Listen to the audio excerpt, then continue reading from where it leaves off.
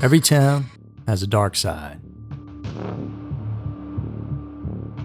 50 years ago on this day, a group of men tortured and killed 3 people during a robbery at an Ogden electronics store. Ogden police respond to the Hi-Fi Stereo Shop for a crime unlike anything the community had ever seen. In 1974, the city of Ogden was shocked to find 3 people murdered. And this is a crime so cruel and unusual that it still haunts the state of Utah to this very day. And despite being one of the most brutal cases in all of America's history, not everybody knows the true story behind it. And what started as a simple robbery at a local electronics store quickly spiraled into a horrific act of violence, one so depraved that even veteran investigators were left shaken. From torture, execution-style murders, and a level of cruelty that defied logic, and the worst part of it all, the perpetrators showed no remorse. And hey guys, it's Andrew, and thanks for tuning in to another episode of Everytown, where today we're diving into a case that will leave you speechless. And this one is not for the faint of heart, so a little bit of a warning there. Now, let's head on over to Ogden, Utah, and discover the truth behind the Hi-Fi murders.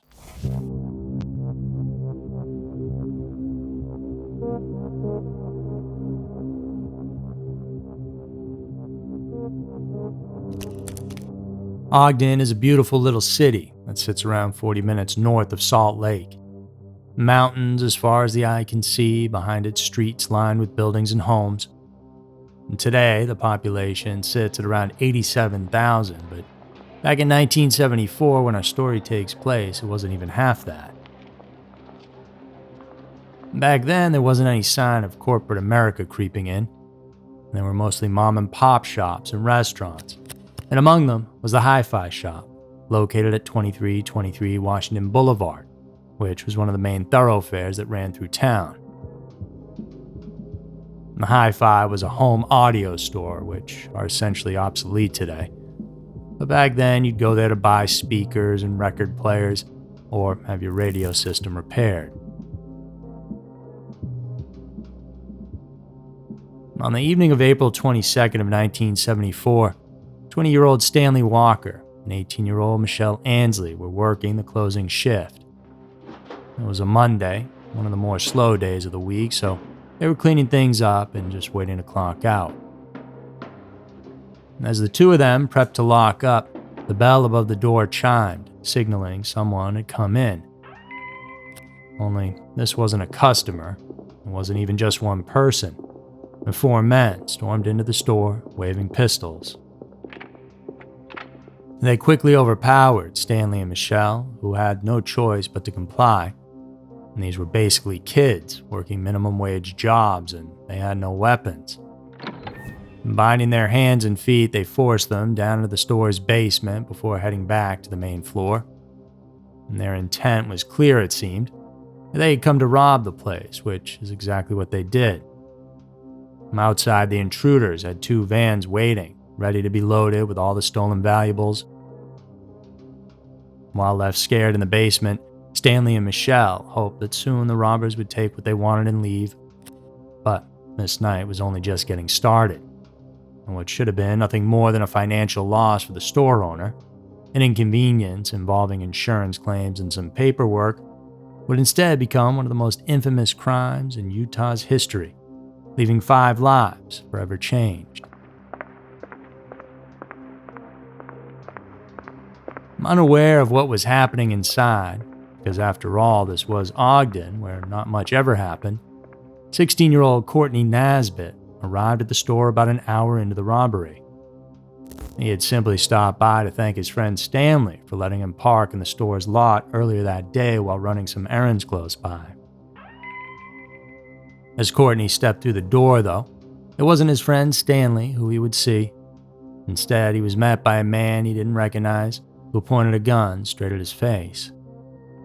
Before Courtney could even begin to process what was happening, he was bound and forced downstairs into the basement, where he joined a terrified Stanley and Michelle.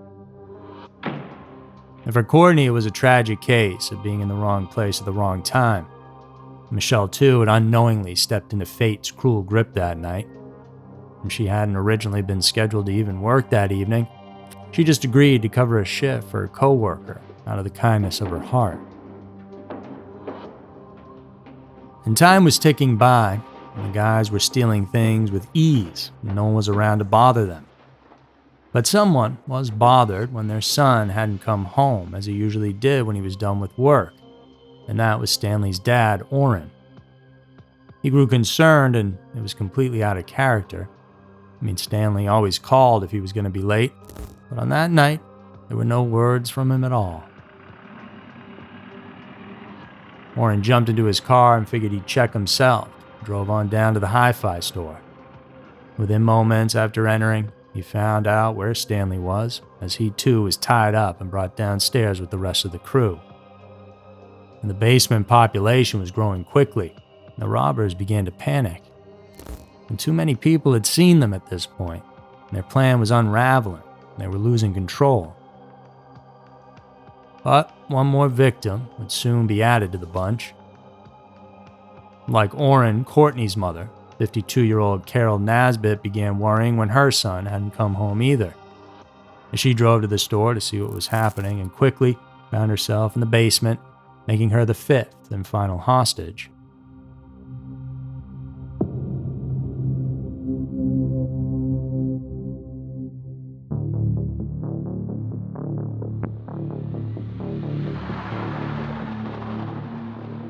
The robbers stole more than $24,000 worth of electrical goods before taking off, leaving the 5 victims behind.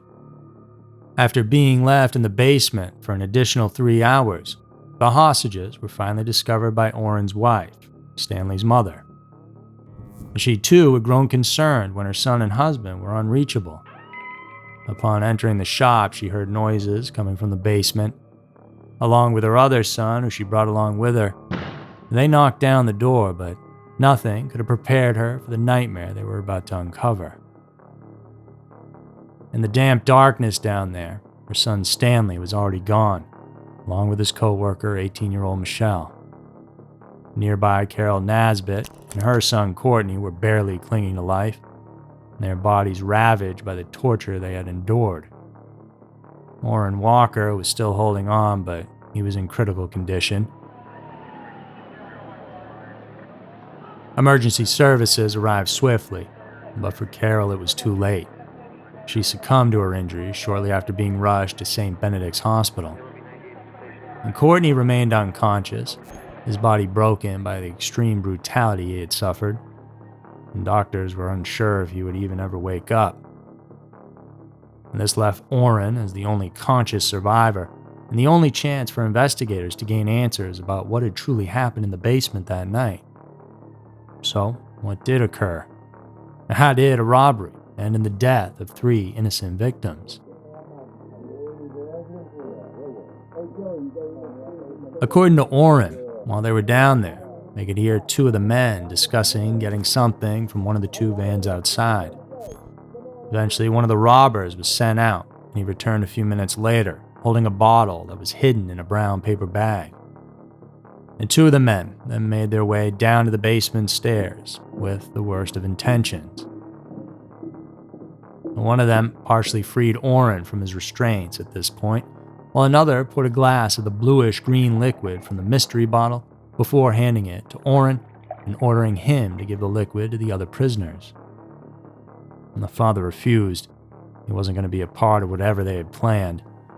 And frustrated, the robbers quickly restrained him again, and if he wouldn't do it, well, they'd do it themselves. The captors forced the 5 hostages to sit against the wall. One of the men calmly assured them that the liquid, a mix of vodka and sleeping pills, was harmless. Its only purpose, he claimed, was to render them unconscious so they could make their escape without interference. By the time they woke up, well, it would all be over and they could go home safe and sound to their families and act like none of this had ever happened. With little choice but to obey, each one took down some of the drink. But the moment the liquid touched their lips, it was clear this was no cocktail, no sedative, because almost instantly their mouths and throats erupted in unbearable pain as the substance burned through flesh, causing blisters and raw, oozing lesions upon contact. Orrin, having worked with chemicals before, recognized the symptoms immediately. This wasn't vodka laced with sleeping pills. It was a corrosive substance, likely a strong acid. Based on the violent reaction, his best guess was hydrochloric acid, a chemical known for its destructive effects on organic tissue. Orrin said that Michelle had been begging the men to spare her, but her pleas were ignored and she was forced to drink the liquid. The men even tried to use duct tape to keep the victims' mouths shut with the acid still inside. However, because of the burn damage to their skin, the duct tape would no longer stick to their mouths. Not being able to tape them shut allowed the captives to scream and cry out in agony, infuriating the men. Orrin knew it was going to cause irreversible damage if he drank it, so at first he spat it out. And they began to beat him because of this and demanded he drink up. So in the end, Orrin took it in, and desperate to survive, he pretended to swallow it, only to slowly let it run out of the sides of his mouth. The pain was excruciating, but it was certainly better than if it was inside of him.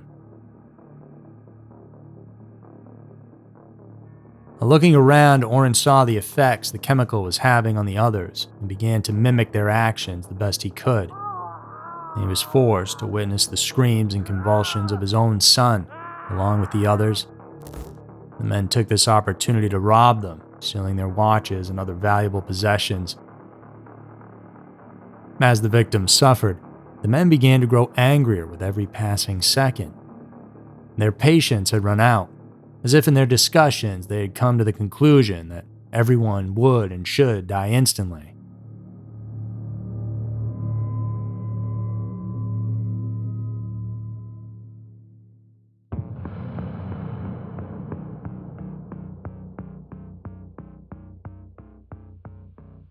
And finally, one of the men snapped.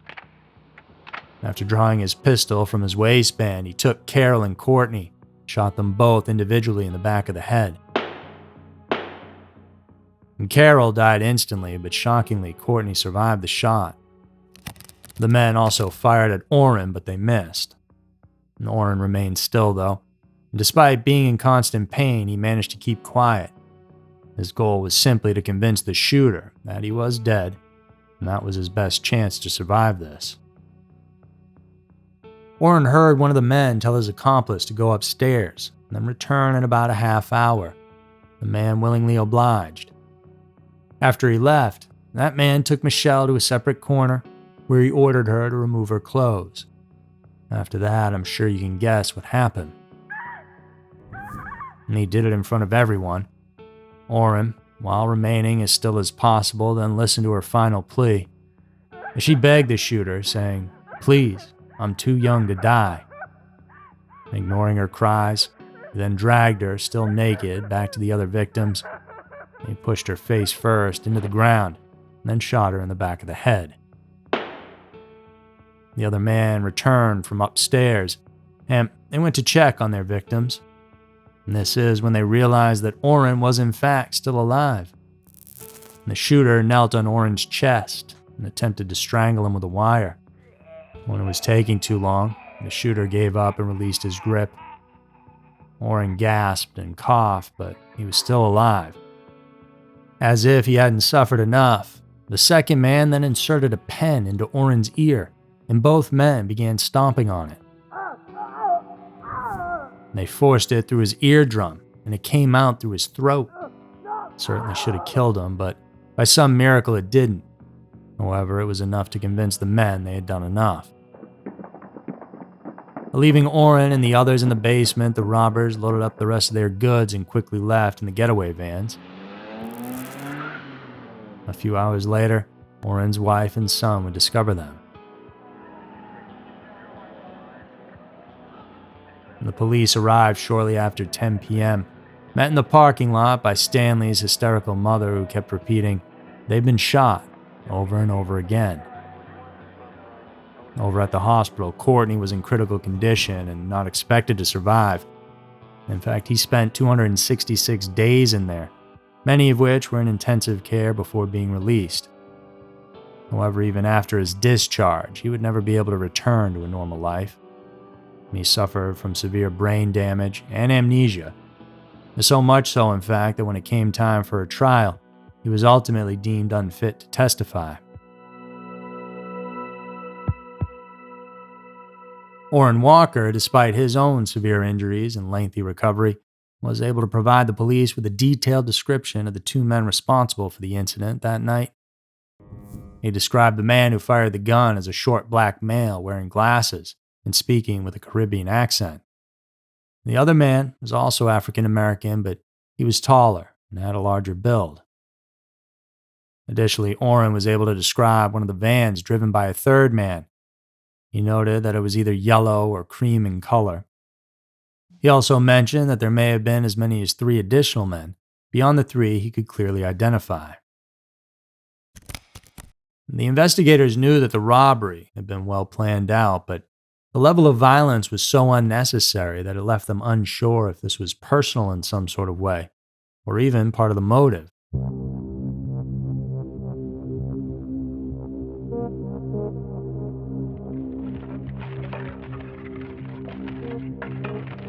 The following day, the investigation got a huge break when 2 teenage boys went out dumpster diving and came across wallets and other possessions belonging to the Hi-Fi victims.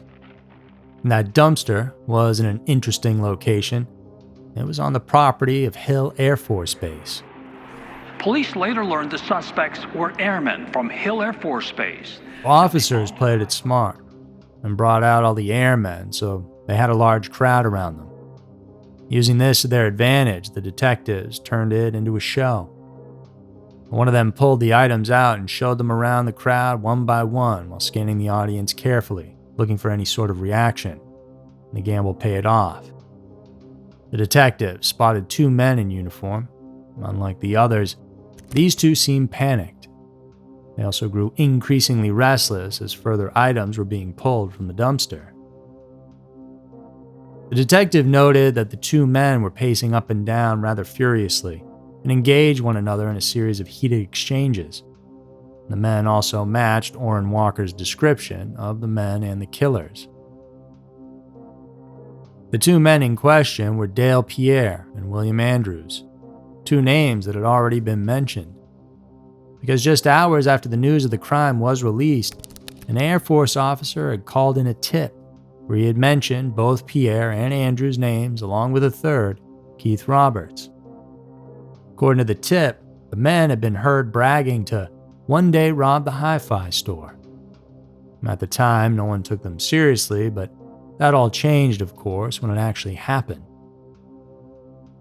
The tip and detectives' instincts were enough for a judge to grant a search warrant of the men's barracks. The warrant, however, would not be required. And the base commanders were happy to let them in. And if these guys were innocent, they wanted their names cleared, and if they were guilty, they wanted them out of the Air Force immediately. The findings were damning for the 3 men, to say the least. First, the detectives uncovered a poster of the film Magnum Force. Although seemingly innocent enough, this poster would become an important piece of evidence. See, in the movie, there's a serial killer who in one scene is forcing a woman to drink Drano, which kills her immediately. And perhaps what these men were expecting to happen when they used it on the 5 victims in the basement. In later interviews, all 3 men said that they had watched the movie multiple times. Furthermore, detectives found pieces of paper hidden underneath the carpet. Between the carpet and the padding was a folded piece of paper. And as I opened the paper, it was a lease agreement for a storage unit that was just about a block from the Hi-Fi shop. So we went over to the storage unit that night and opened the door, and it was filled with all this Hi-Fi equipment that was stolen from the store. Perhaps even more disturbing was a list uncovered by police. The list consisted of multiple stores holding expensive goods. The Hi-Fi store was positioned right at the very top. If they had not been caught, would they have gone on to rob and murder more? And who would have been next? The final piece of evidence was a plastic bottle containing the mystery liquid that the victims were forced to drink. So, what was this liquid that caused such agonizing burns? Was Oren right in assuming it was acid? The mystery liquid was nothing more than a store-bought Drano brand sink unblocker. And suddenly the Magnum Force poster held so much more significance. Finally, the hospital staff knew what they were dealing with and could begin treating Courtney and Oren properly.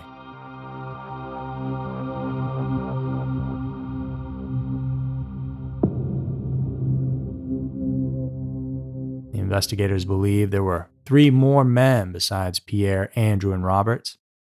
After conducting interviews, they determined that Roberts was the driver of one of the 2 vans. However, although they had suspicions about the other 3 men, they were never able to find enough evidence to bring charges against them. So, to this day, they've never been caught.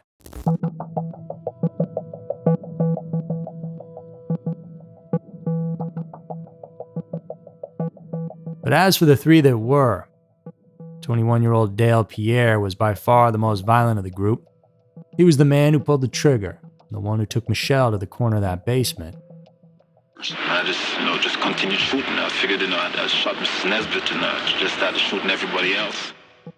Interestingly, just prior to this, and shortly after his arrival to the base, he became the prime suspect in the October 5th, 1973 murder of Air Force Sergeant Edward Jefferson. Pierre Dale Selby is an airman stationed at Hill Air Force Base. He's already a suspect in another murder. Police get a search warrant for his barracks. However, due to insufficient evidence, authorities couldn't file charges against him. It's safe to say that if he wasn't arrested, he probably would have gone on to kill again.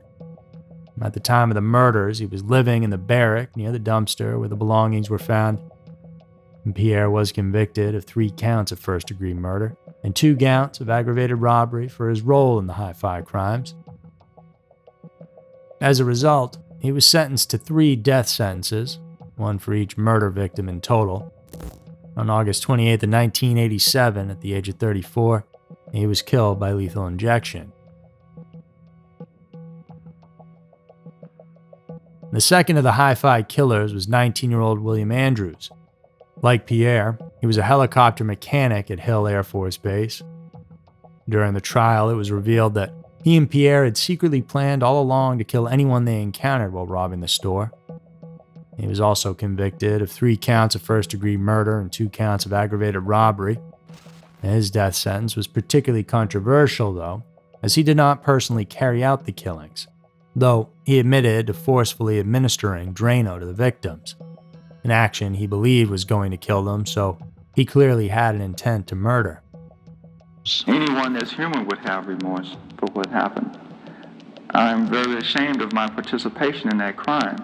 I feel a lot of remorse for the victims and the family of the victims. His execution was initially scheduled for August 22nd of '89, but he was repeatedly granted stays of execution by the 10th Circuit Court of Appeals. But on July 30th of '92, at the age of 37, it happened after having spent 18 years on death row. The final convicted man was Keith Roberts, who was only 19 at the time of the crime. Initially, he denied any involvement in the robbery, but during his trial, he finally admitted to being the getaway driver, claiming he believed the store would be empty. Apparently, until the story broke on the news, Roberts didn't even know anyone had been killed. He was convicted on 2 counts of aggravated robbery and sentenced to 5 years to life in prison depending on his behavior. After serving nearly 13 years, Roberts was paroled in '87. He relocated to Chandler, Oklahoma to live with his relatives. By 1989, was reported to be working, out of all places, in an electronics store. On August 8th of 1992, just over a week after Andrew's execution, Roberts took a gun and left this earthly plane. Both Oren and Courtney managed to survive the horrific violence they were forced to endure. However, their lives would never be the same.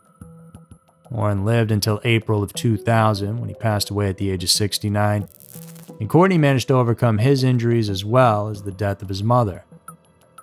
He returned to high school and graduated with his class in '76.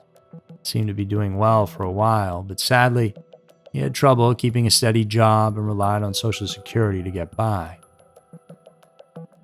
And just 2 years after Orrin, Courtney died on June 4th of 2002 at just 44 years old, having suffered chronic pain since the tragic events of that night.